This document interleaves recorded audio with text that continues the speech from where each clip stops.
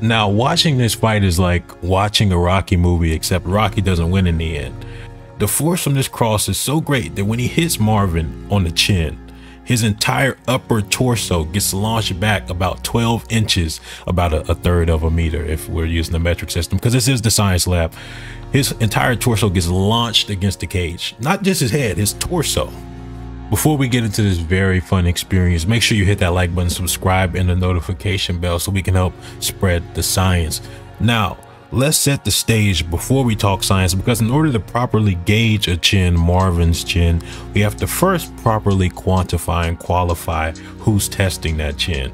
Jared Cannonier, there's only 2 fighters in the UFC that have knockouts in 3 weight classes. One of them is Conor McGregor, welterweight, lightweight, featherweight. Jared Cannonier is the other one. Knockouts at heavyweight, light heavyweight, and middleweight, of course. So he's stepping through with this combo on heavyweight. Obviously, he's a big boy, built like Daniel Cormier, big left hook. And he's stepping through with these shots, and he absolutely floors and basically sends his opponent to the shadow realm and finishes him off. Now, here's one at light heavyweight, landing some big shots. This is more of a TKO rather than a cold knockout, but he's going to land a good elbow right here. He's loading up. Bam! Right to the temple. And that one, you see his legs crossed. That one is going to send him on his way. And like we said, of course, at middleweight here, he absolutely knocks David Branch off of his feet and finish him another TKO. And we'll talk about why it's TKOs and not KOs. As we said in the past, I said this leading up to the Usyk and Fury fight, what makes a KO necessarily isn't the amount of force being generated. Obviously, that's a big factor, but there are bigger factors like when it lands, timing, and where it lands. The best time to land is when someone has their eyes closed, which we're going to take a look at in a second, when they don't expect it, when they don't expect it. And the best place is where is like right here, where he lands on the chin. So the reason why those shots earlier were TKOs and not KOs, except for the one versus the heavyweight, is because he's not landing in the best spots and he's not landing at the best times. Here, he has great timing and great placement. It's hard to land a cleaner shot than this. Steps in, fully loaded right that he steps into, which makes it a lot more force because he's putting his full body into it. He steps into it. Marvin's chin is in the air. He lands a clean overhand directly on the chin. How does Marvin react? Let's see. He doesn't react at all. And that's what the science is going to be about today, acknowledging what I would say is the greatest chin performance I've ever seen live, because I saw this fight live. Now, the reason why Marvin is running into so many big shots, and again, another step through overhand, and Marvin, when he throws that cross, his chin is in the air, and he sees this shot coming, so he does get to turn away from it and takes off a lot of force. But still, you see the whiplash, boom, knocks that head to the side, and he does get a little bit wobbly in the legs, but immediately recover. It only lasts for like 0.5 seconds, just like a tiny wobble in the legs. Now, Jared's counters are getting more efficient. Slips inside, cross, overhand over top, lands on the ear. Great clean shots. The problem is, as the fight progresses, these shots are going to land more often. They're going to land more clean. They're going to land with more power. And contrary to a somewhat, I don't know how this is a somewhat popular belief, your chin doesn't get better when you get hit more. That's like saying when you get a concussion, you should get another one because it won't be as bad. It'll make you stronger. That doesn't make any sense. If you take brain damage, then take some more. You didn't decrease the brain damage, you increased it. Your chin doesn't improve, it gets worse as you get beat up, which is why generally humans, when they get into a fight and they get beat up more and more, they start to degrade as the fight goes on, except for Marvin Vettori. It's kind of an exception to that rule for some reason. Although I must clarify, I don't think too many real combat sports fans really think that getting hit a lot makes you stronger. Now, remember in the beginning of the video, we saw Cannonier jumping and stepping into these combos. Now look at the shot he's finna land here. He throws kind of like a throwaway left hook that loads up his right side. So this is a fully loaded right hand. At the same time, he's coming forward. He's planting his arm. He's about to launch a catapult of an overhand. And it lands directly on the jaw. So when you see people throw on the punch machine, they normally don't stand there and punch. They get back a little bit and then they step into the punch. That's exactly what Cannonier does.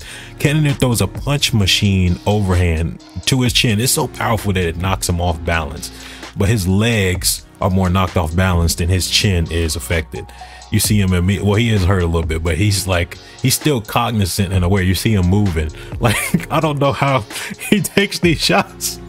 And then immediately after, step in with the jab, and then he's still stepping in, he's still moving. His full body weight is behind these shots where he's stepping into them, and the force behind his cross is just demonstrably disgusting. You see his head whiplash, but again, a little bit shaken up, immediately back to it. Well, he is getting he's getting beat up, but he's not going down. He's not really showing that he's badly hurt. We'll see what he looks like when he's actually badly hurt in a little bit. In fact, just a few seconds later, he's fighting back. He's still in this fight, not doing that well, but he's still there. Now, here's where things get interesting. He's trying to reverse what's going on here. He's getting walked down, he's getting bullied, and so he's trying to answer back, kind of like falls forward into a left because his arms are extended. Now watch this. As he throws this knee to the body, look at his eyes.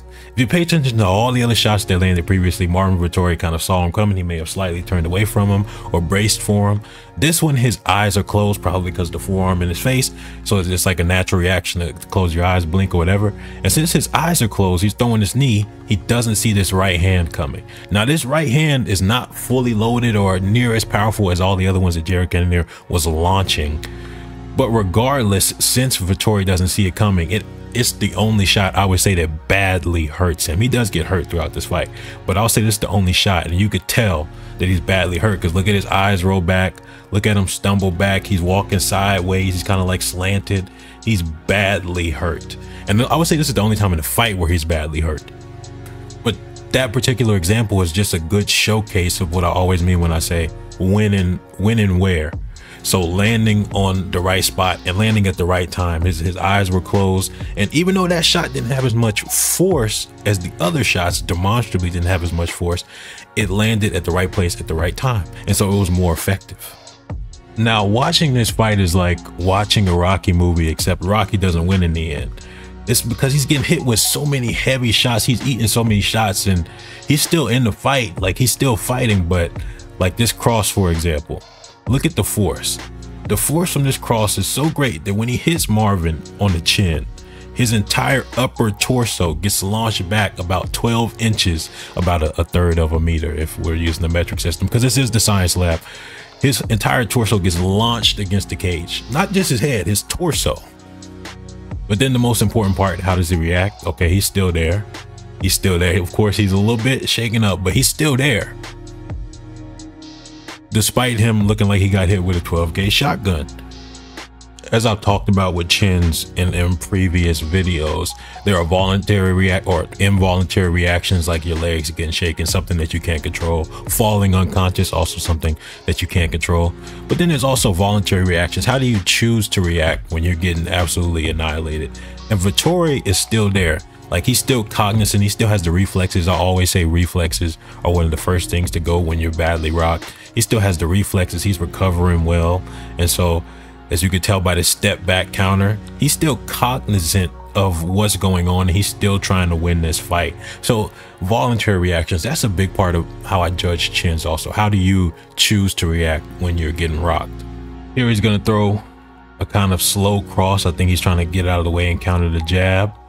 And Cannonier just pulls out of the way. Big, massive overhand that gets on the ear and the jaw before his guard can get there. How does he react? Let's see. Shakes it off.